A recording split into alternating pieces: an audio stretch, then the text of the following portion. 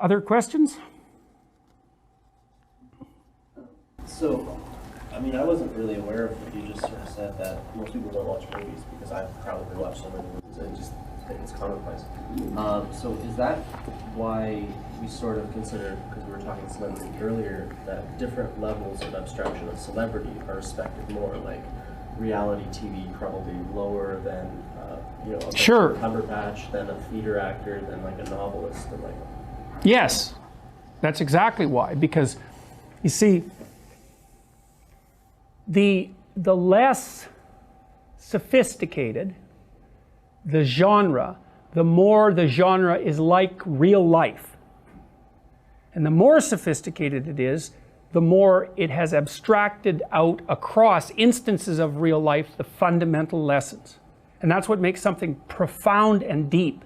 It's abstracted from multiple sources and it applies across multiple dimensions. Because that's what you want. It's like, and here's why, fundamentally. It's like, you have a problem, but that's not the problem. The problem is that there are problems. So the problem is a meta problem. There are problems. You need a solution to that. That's not a solution to a problem. That's a meta solution to the class of problems. Right, right, and that's what people have been trying to figure out ever since we were able to actually figure things out. It's not how do you solve a problem. It's how do you act so that you solve the problem of problems. And that's basically, at least, the complexity of life and the fact that you're mortal and vulnerable. So then a follow-up question. From your book, you have this sort of strata from play all the way up to religion, and beyond that, sort of looking back retroactively with philosophy and rationality. Yes.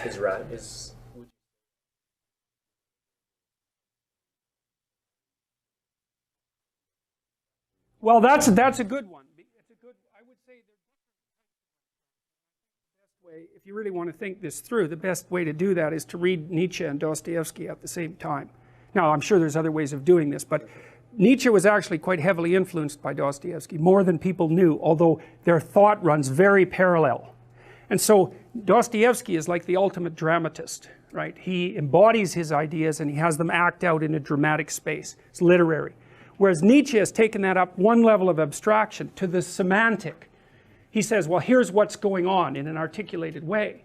But he doesn't embody it in the story. And you might say, well, that's higher, but it's only higher in a way.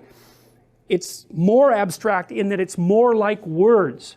Whereas what Dostoevsky does is half words and half images, right? Because when you read a novel, what happens is that people say, and the postmodernists say, well, where the hell's the meaning in that novel? It's like, it's not in the word, it's not in the phrase, it's not in the sentence, it's not in the paragraph, you know, where do you localize the meaning? It's a great question. Their answer sucks, but the question's great. So, but what happens partly when you're reading a book is that, a novel, is that the words trigger representations in your imagination, and a lot of the information from which, a lot of what you extract the information from is actually your imagistic representation of the words.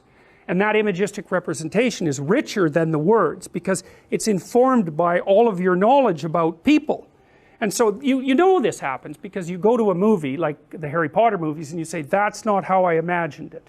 Right? The probability that there'll be a one-to-one correspondence between your internal representation of the book and the movie is zero. And usually the movie is less rich than the book.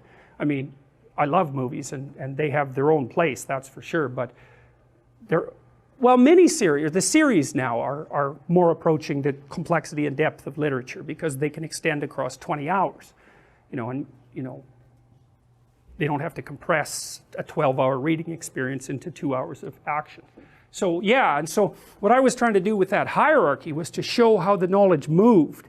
Like, first of all, it's kind of implicit in your biology, and then it's distributed into society, and then by imitating society you make it part of your procedures, and then you watch your own procedures and start to build a representation of them, and then you can articulate that representation.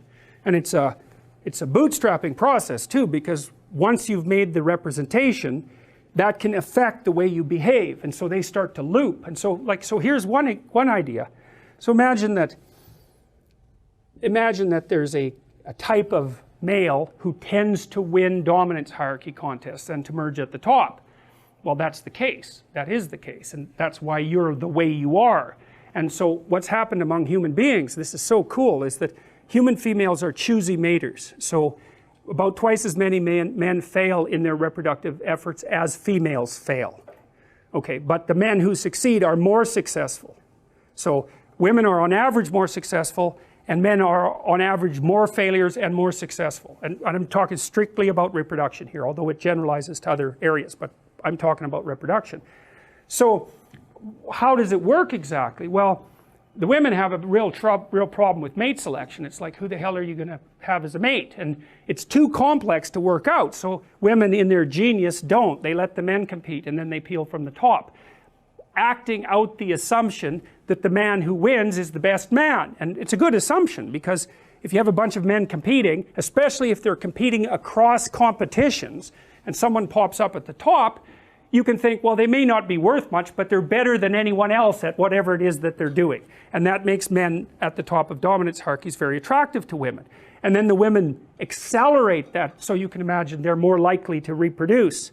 And so what happens is that the proclivity to emerge at the top of the set of dominance hierarchies becomes inbuilt into the biology across time. And the women exaggerate that by differentially allowing the men to reproduce. And that's also why they're Mother Nature. They really are Mother Nature. It's not just a metaphor.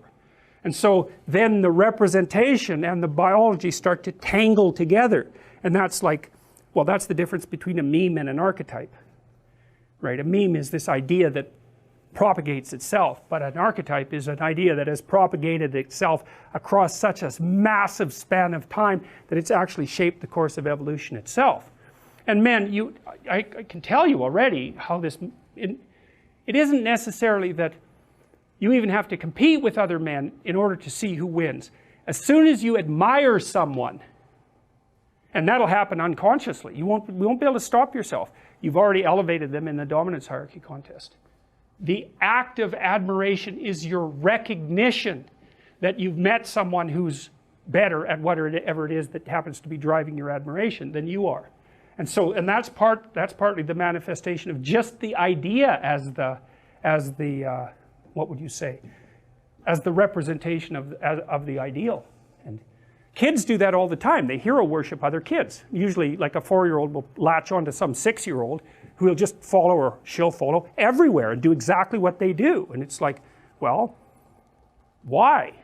Well, because that person represents to that child their next ideal, their conceptualization of the place forward. So okay. Any other questions, or should we maybe call it a day?